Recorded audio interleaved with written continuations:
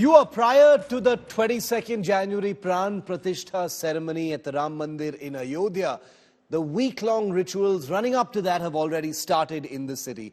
The city is getting prepared for the big day. Each and every home in Ayodhya will be participating in these initial rituals as a puja is being performed at the garbhagriha of the temple just 5 days from now. Take a look at this ground report.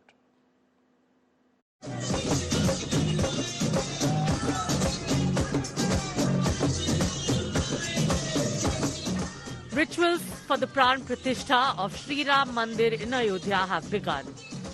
On Wednesday morning, women of the holy city took out a Kalash Yatra. Ram आएंगे तो अंगना सजाऊंगी, दीप जला के दिवाली मैं मनाऊंगी, मेरे जन्मों के सारे पाप मिट जाएंगे, राम आएंगे. So a lot of color, a lot of mantras that are being chanted here, surrounded by the priests. But I must add here, there's a strict security deployment also. Higher and higher restrictions now are taking place in Ayodhya. Ram Lalla's asana at the garbhagriha is also ready. India Today has accessed images of the asana that will be used for Ram Lalla. It's over 3 feet tall and is made up of 50 square feet marble. 110 workers have worked for over 8 months to get it ready. देखिए, राम लला का जो आसन बना है वो Makrana white marble से ही बना है. ये वर्ल्ड का फाइनेस्ट मार्बल है. इससे ऊपर मार्बल की कोई क्वालिटी नहीं है. इसमें जो मार्बल का साइज है वो 4-4 इंच की परत लगाई गई है, 7 परत जो तैयार किया गया है आसन. ग्राउंड फ्लोर के अंदर आप स्टार्टिंग से लेके पूरे ग्राउंड फ्लोर के अंदर लगा है. पोडियम पे भी मकराना वाइट मार्बल ही लगा है और कहीं जगह पे इनले का काम हुआ है. गुड़ मंडप में, नृत्य मंडप में, रंग मंडप में और परिक्रमा मार्ग में भी कहीं जगह इनले का काम हुआ है कलर्ड स्टोन का. Sri Ram Nagari is preparing for the big day. Ramayan is being retold around the Lata Mangeshkar Chowk. Electric buses are plying across the city. Devotees from Ma Sita's birthplace, Janakpur in Nepal, have arrived in Ayodhya to take part in the festivities and the grand inauguration ceremony. Puja rituals are being performed at the garbhagriha of the Ram Mandir. Steeped in spirituality and festivity, Ayodhya awaits the rise of the Ram Mandir. With Pooja Shali and Samaj Srivastava in Ayodhya, Bureau Report, India Today.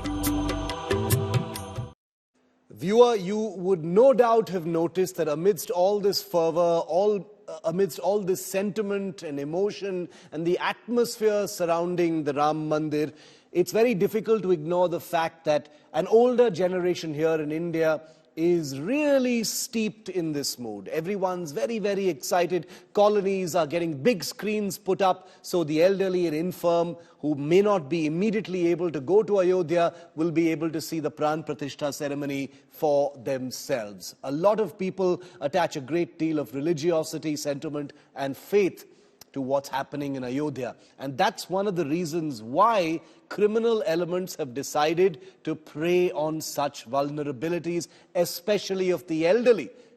You may have seen your own parents being very excited about it. You may have seen family WhatsApp groups where all manner of Ram Mandir related content is being shared. Well, I can tell you, viewer, that the report you're about to watch tells you about something you may have perhaps expected, but it's very, very real. From promises of free VIP access, to free prasad from the Pran Pratishtha ceremony itself, to free Saryu water that has been blessed by the Ram Mandir on the day when the Prime Minister is there, to all manner of tickets and rides to Ayodhya. These are scams and schemes designed to make you make the wrong decision, especially those like the elderly who may not be familiar with such things. This is India Today's special report by Shreya Chatterjee. Watch this.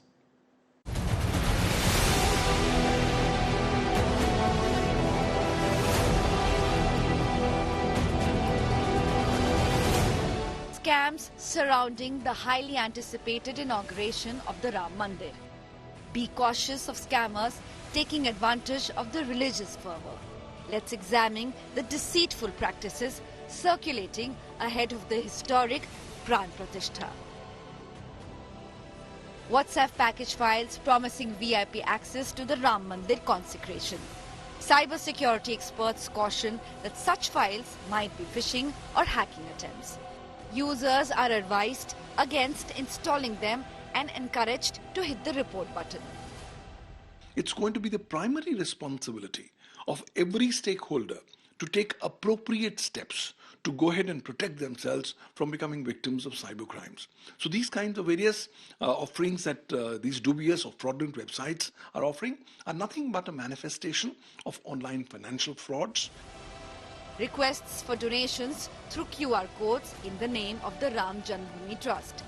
Authorities have repeatedly clarified that no such donation drive is underway. This is just another scheme by scammers.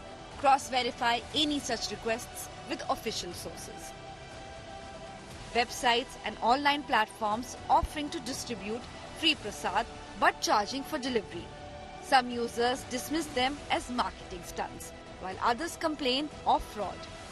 The faithful has been alerted that some platforms are selling prasad. Amazon has initiated an investigation into unauthorized prasad sellers.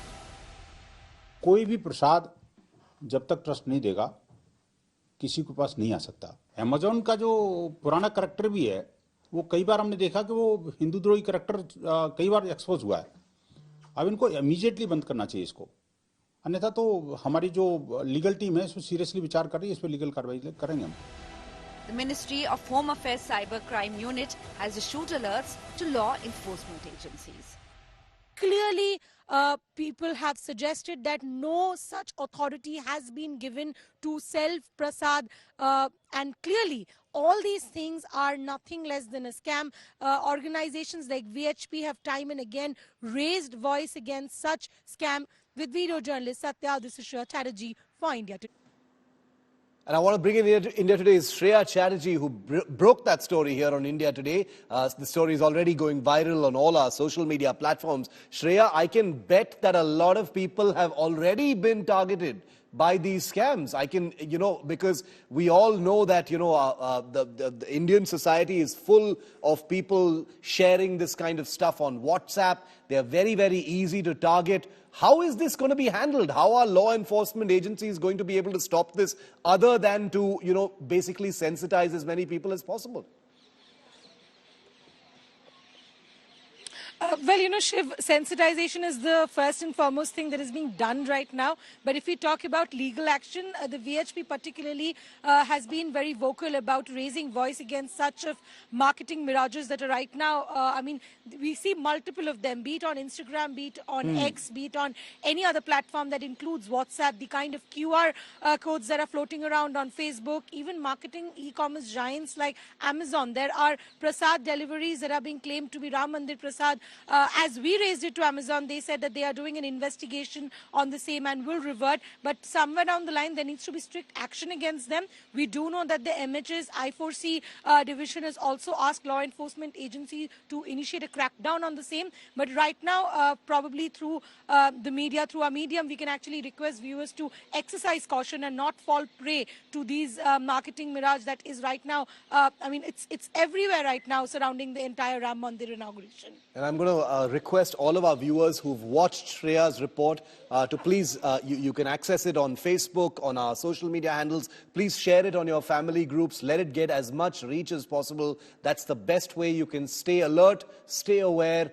and not fall prey to this. And remember, you may be aware of what's happening out there, but the elderly, those not familiar with social media or WhatsApp norms, could easily fall prey. And those are the kinds of people that these scamsters are really banking on. Shreya, great story. Thank you very much for joining me. And we will continue to keep track of the fallout of this investigation. Now to a story that's gone viral for all the wrong reasons. And I really hope that none of us ever have to face what one particular air passenger did. Imagine spending an entire flight, an entire long flight in an aircraft, sitting on the commode inside the aircraft's toilet, and for no fault of your own. This nightmare was a reality for one unlucky passenger who was traveling on a SpiceJet flight from Mumbai to Bengaluru on January the 16th. Once the flight was airborne, the passenger left his seat to use the washroom, like so many of us do. But once he was inside, he couldn't get out because the lock got jammed and the door simply would not open. It was completely stuck. Despite a lot of jostling and pushing and trying to thump the door open, the crew tried for many minutes to unlock the door, but after several unsuccessful attempts, the crew slid a note into the washroom asking the passenger to stay put and that they had done everything they could to open the door, and they said that he basically needs to spend the rest of the flight inside the toilet because they simply couldn't open it. The photograph of this note, and you're going to see it on your screen right now, has gone viral on social media. The passenger was provided with a full refund. I'm just going to show you that note here in just a second. The incident comes at a time when airline service providers are facing the ire of the public for delays and cancellations due to bad weather. Here it is. Here's that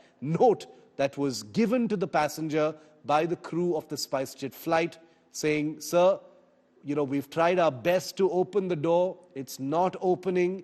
You're going to have to sit tight on the commode inside the toilet and just wait till the aircraft lands. No seatbelt, no protection, claustrophobia, forget about all that. You're locked inside a SpiceJet toilet.